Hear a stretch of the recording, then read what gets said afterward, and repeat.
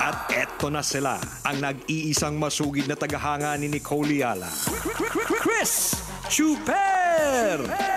Kasama ang nag-iisang die-hard fan ni Chris Chuper, Nicole Yala!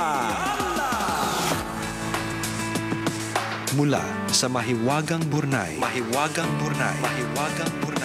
ang kwento.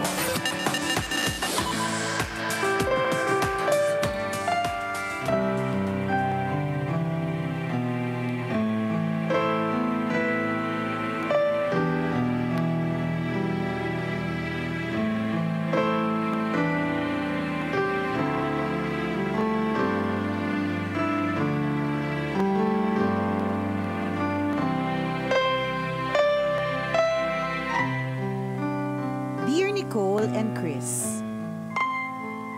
Tawagin na lang ako sa pangalang Rocky.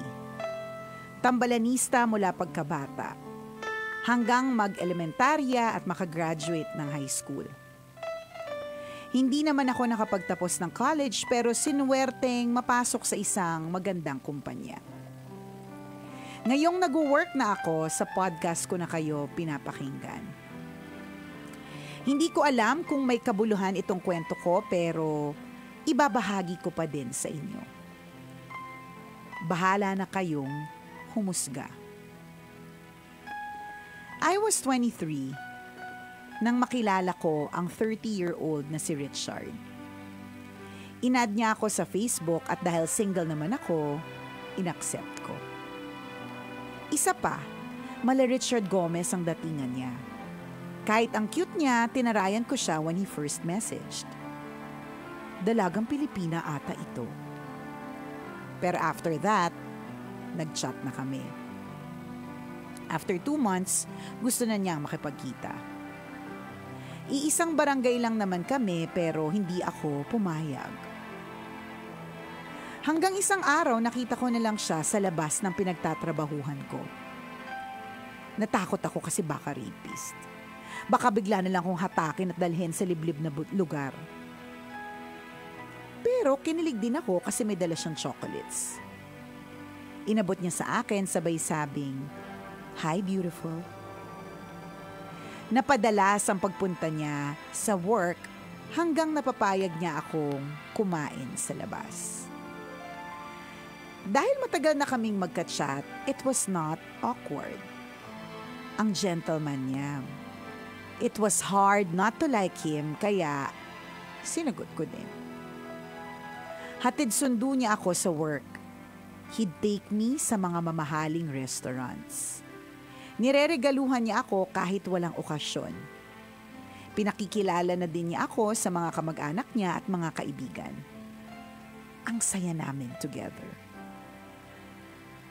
One day, naitanong ko si Richard sa isang kaibigan na kalapit bahay niya. Doon ko nalaman na may ka-live-in partner pala siya. Nang makita ko ng personal si Richard, I confronted him. Hindi siya sumagot. Iniwan ko siya dahil sa ganda kong ito, ginawa niya akong kabit. We lasted for 6 months. Even if I left him, hindi siya tumigil sa pag-reach out.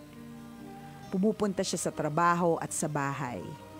Hinahabol niya yung tricycle na sinasakyan ko. I did not entertain him. Sa isip ko, mapapagod din siya. True enough, after 5 months, napagod din at tumigil na. Binasa ko naman yung last message na pinadala niya. Magpapakasal na daw siya. Mahal daw niya ako ng totoo at hindi daw yon magbabago. Nasa trabaho ako noon at naiyak ako. Yung simbahan kung saan siya ikakasal, doon lang sa kabilang kanto. The last time I stalked him, may anak na siya at mukhang masaya naman sa pamilya niya. I am happy for him. Masaya din ako sa love life ko ngayon dahil sure ako na wala akong kaagaw. Proud din ako sa sarili ko kasi I was brave enough na hindi ipagpatuloy ang relasyong alam kong mali. Salamat sa pagbasa ng sulat ko, Tambalan. Ang inyong tambalanista, Rocky.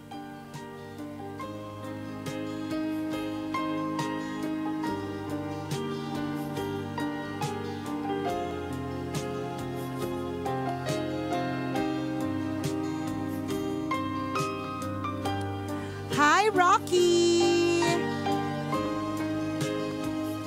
Isa kang very good. Isa kang very nice. Isa kang very, very great. Yeah, isa kang very check na check. Oo. Isa kang very pak na pak. Isa kang habay na habay. Never wale, only habe.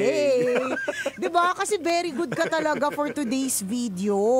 Very good ka talaga and ikaw din ang dahilan kung bakit yung mga kabet left the group. Sabi nila, nako! Oh. Yung mga kabitsina naman ang topic. Nako, ito Yung mga si escabeche na naman ang ulam. Sabi Ganun. niya, ito si Rocky, bida-bida eh. Oo. Ayan, very bida-bida ka talaga. Oo, sa mata ng mga kabit. Correct. Alam mo, bida ka talaga sa mata ng Diyos for today. Diba? Kasi very good yan. Very good that you know na merong karelasyon itong guy, si Richard.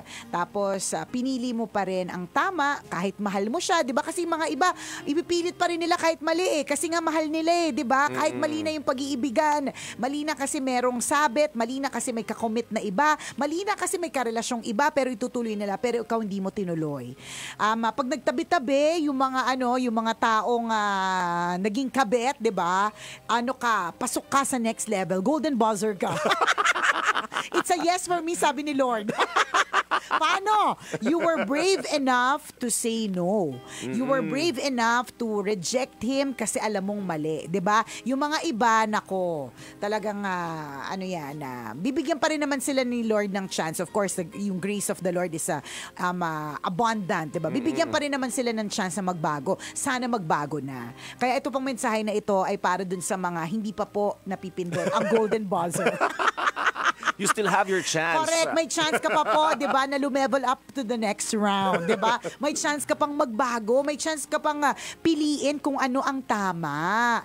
Di ba? Ang tama is, di ba, to let go of that toxic. Kasi toxic yan. Toxic relationship because may committed na siya sa iba. May mahal na siyang iba. May mahal din siyang iba. May ka-live-in siya, may girlfriend siya, may jowa siya, may asawa yan. 'Di ba? May chance ka pang magbago. May chance ka pang hindi mo pwedeng sabihin, wala akong choice kasi mahal ko siya. Hoy, choice mo ha. Choice mo to stay. Choice mo maging kabet. Correct. Choice mo mamroblema sa Correct. relasyong yan. Choice mo ma-stress. Choice mo ang isang toxic relationship. Choice mo yun. Hindi mo pwedeng sabihin, wala akong choice, siya lang pwede magmahal sa akin. Hindi Maraming ibang pwedeng magmahal sa'yo, yung walang sabit at mas masaya ka doon. Correct. Dapat. You always have a choice. Sa true. Remember that. Correct. Totoo, no? Itong mga ganitong klase ng pagkakataon, marami na namang tatamaan na yung mga taong pumapasok sa maling relasyon. Sabi nila, nako, ito talaga si Rocky, bida-biday. Naasar sila sa iyong lahat. Diba? Hindi ka kumampi sa kanila. Tama. Naasar sila yung sa'yo iba kasi ng direksyon. Ayan nga, bida-bida. Sumalungat ka sa paniniwala nila. Jollibee ka sa partner yan, diba?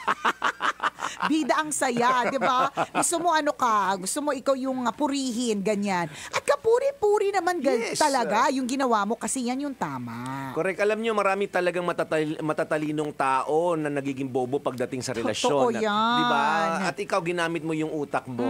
Maraming nagiging bobo. Bakit? Kasi mas nananaig ang emosyon kaysa sa utak. Yes. Di ba? Na alam nilang mali pero pinipilit kasi ang dahilan nila, maligaya ako eh. Yan. Siya yung gusto ko eh. Masaya siya eh. Masaya ako. Masaya kaming dalawa. Yan. Di ba? Laging emosyon yung nananaig. Hindi ginagamit ang utak. Kahit alam naman ng utak na mali yung relasyon na yan, alam mong kabit pero hindi ginagamit. Kasi nga mas nangingibabaw ang emosyon. Pag ganun, mali po yun. Yan ang sinasabi natin kapag dapat utak. Ay, nako. Hindi dapat nabobobo pagdating sa pag-ibig. Hindi laging emosyon. Ay, nako. Hindi porke laging masaya, go nang go. Oo, ano diba? sabi mo kanina, hindi dapat na bobo. Yan. Bobo. Sa pag-ibig. Ine-echo ko Diba? lang. Oo. Huwag ka maging bobo. Sa pag-ibig. O kaya, dami ka nagiging tanga sa pag-ibig. Tanga-tanga sa pag-ibig. Ganon. Diba? Ang yun nga binibigyan natin ng dahilan.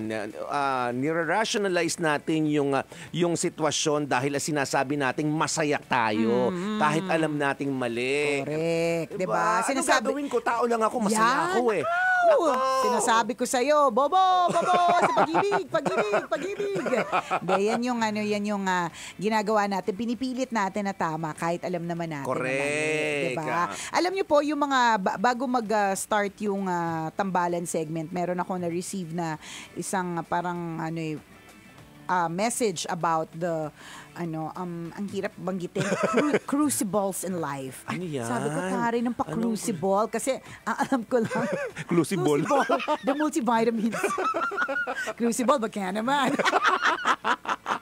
May crucible. Oo, may crucible. So, ang sinasabi dito, partner, na meron tayong mga pinagdadaanan ng mga pagsubok. Diba? Oo. May mga pinagdadaanan na pagsubok. So, for example, yung gold.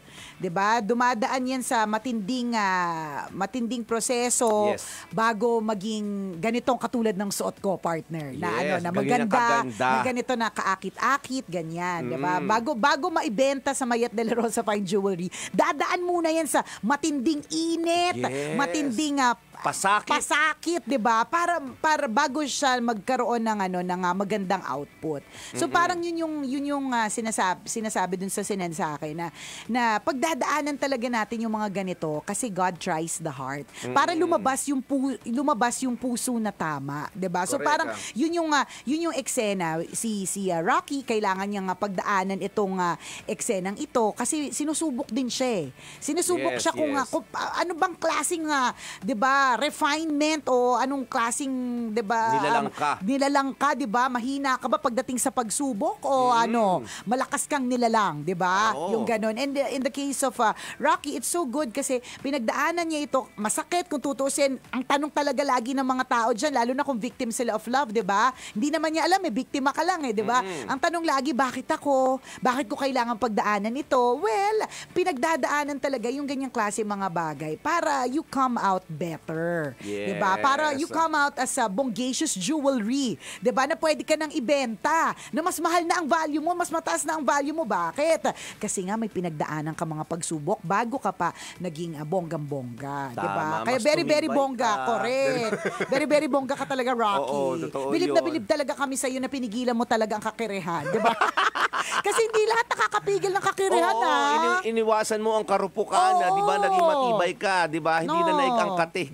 Correct. Diba? Very good yun. Kasi alam mo, sa totoo lang, ang kate ang sarap kamutin. Oo. Sarap magpakamot. Diba? Yun naman talagang katotohanan dyan. Diba? Pero ginamitan mo ng tamang gamot. Yan. Diba? Umiwas ka sa tukso at pinili mo ang mas malayang relasyon. Diba? Mas malayang, ang tamang pagdedesisyon. Siguro mas malaya ka ngayon, isipin mo na lang kung nakatali ka pa ngayon sa maling relasyon. Diba? Napaka-complicated. Ang daming stress. Ang daming sakit sa ulo. Ang daming konsumisyon.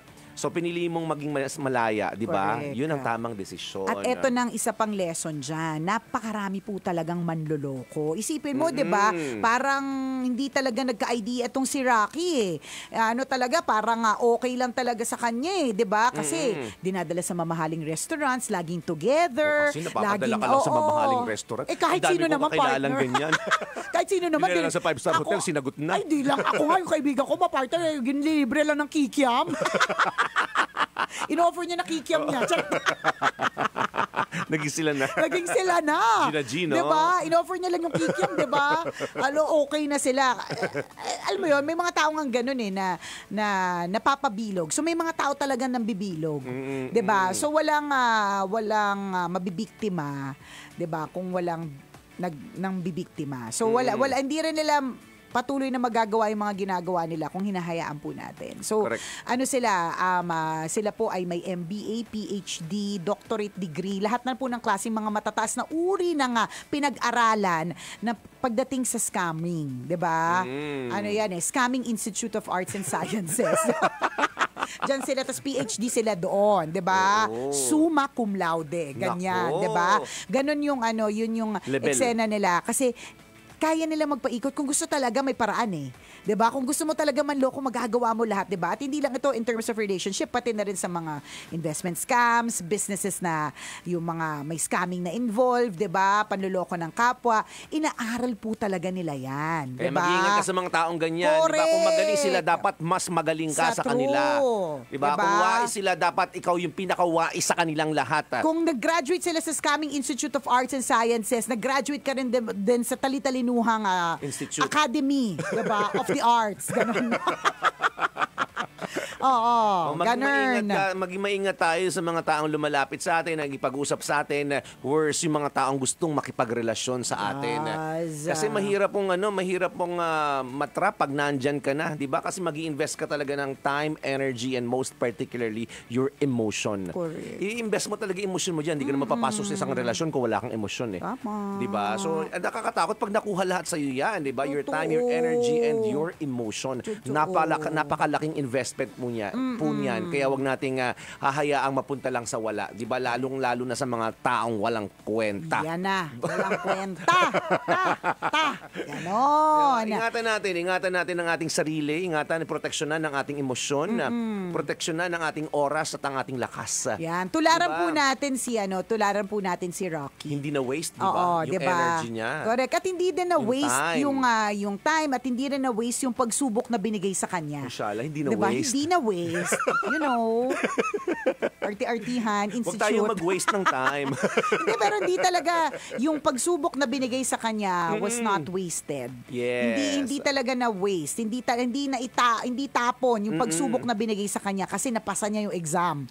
'Di ba? Yung Correct. pagsubok na yan napasa niya with flying colors, 'di ba? Correct. With the highest honors, 'di ba? Kasi may pagsubok na binigay, which is yung karelasyon meron palang karelasyon na iba, 'di ba? Pero mas pinili gawin ang tama. Correct. Very good ka dyan. Tularan po natin si Rocky. At, Habi ka dahil sa ginawa mo, sa pagdedesisyon mong yan. Meron kang 3 palakpak Yes, diba? Mula sa padyak. paa ng tambalan. Oo, diba? 5 padyak at 2 kandiret. Yan, para sa'yo, Rocky. Congratulations dahil maayos na din ang iyong love life. Yes. Diba? And lagi nating tatandaan, meron namang ganting magagandang biyaya pag ginagamit natin o ginagawa natin kung ano ang tama.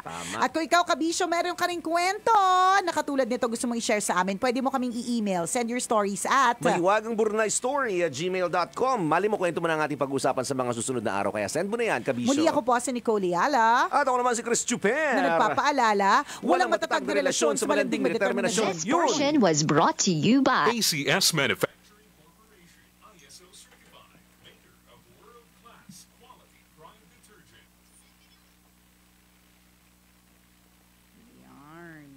May ganun no? Na kaya naman pala nating mag-decide ng tama. Pero marami sa atin ang hindi ito ginagawa. Yan, bakit? Diba? Natin Aware hindi ka ginagawa? Aware ka, nakabit ka. Aware ka na mali yung relasyon na pinasok mo. Pero bakit pinipilit mo? Diba? Pero si Rocky, diba? Nung nalaman niya na nakabit siya, wala nang patumpik-tumpik pa, walang pagdadalawang isip. Diba? Iiwanan kita kahit kulitin mo pa ako. Yan. Diba? Nagporsige pa nga si ano pangalan? Si Bruce? Correct.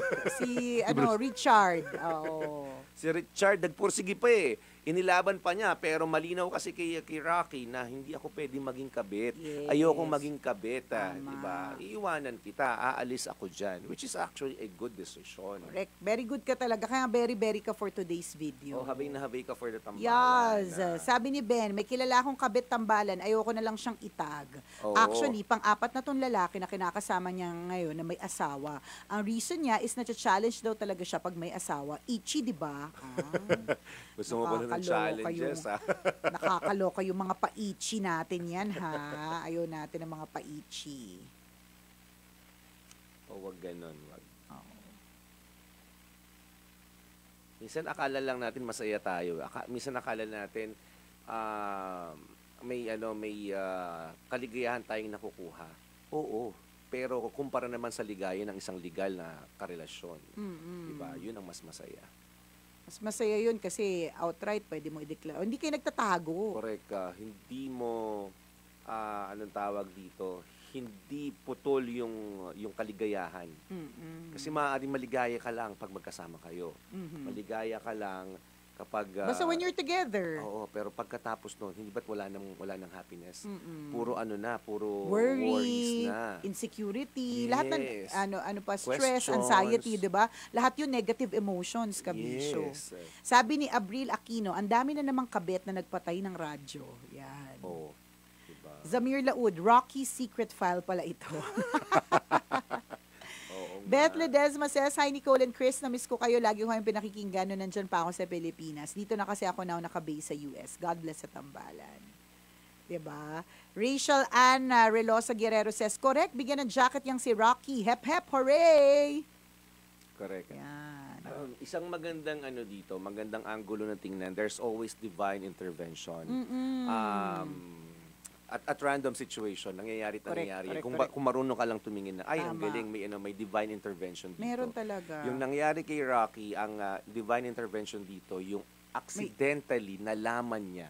Naitanong niya. Pwede Oo. namang ibang tanongin, how's the Yes. weather today, Oo. 'di ba? Anong Pwede ulam mo nga din niya bukas? itanong eh. Correct. Diba? Pero accidentally na itanong, Oo, 'di ba? sabi ng espiritu, sabi ng ng Diyos, itanong mo kasi may malalaman kang importante dito. Correct. Diba? Yan. Pwede namang di mangyari yun eh.